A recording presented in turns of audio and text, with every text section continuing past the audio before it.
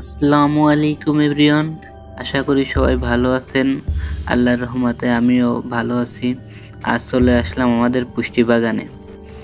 দেখুন, এটা হচ্ছে আমাদের পুষ্টি বাগান। এটা পারিবারিক পুষ্টি বাগান বলে।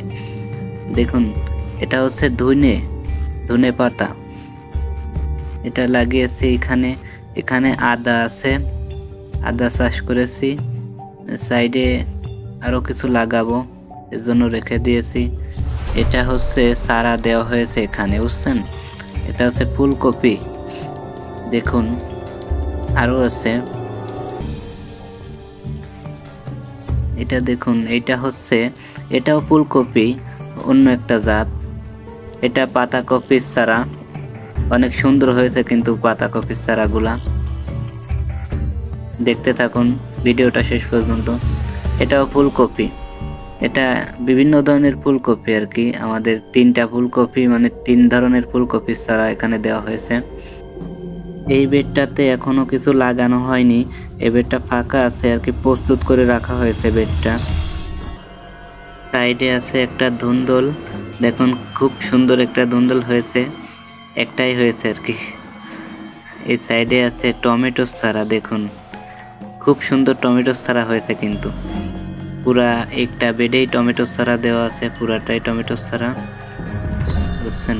খুব সুন্দর লাগতেছে আমার কাছে। আপনাদের কাছে কেমন লাগতেছে কমেন্ট বক্সে জানাবেন। এই সাইডে আর একটা বেডেও ধনে পাতা, খুব সুন্দর হয়েছে ধনে পাতা কিন্তু।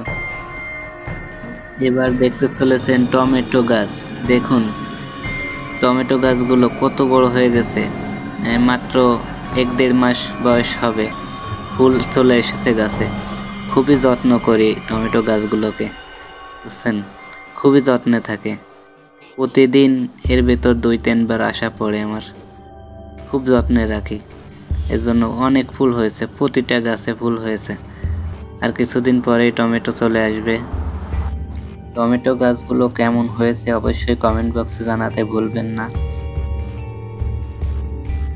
ভিডিওটা শেষ পর্যন্ত দেখতে থাকুন, অনেক ইন্টারেস্টিং। এখানে সাইডে সুপারির চারা দেওয়া আছে, আর এখানে একটু জায়গা পরিষ্কার করে রেখেছি। এই পারিবারিক পুষ্টি বাগানের সাইডে আছে হলুদ, অনেক জায়গা মিলে হলুদ লাগানো আছে।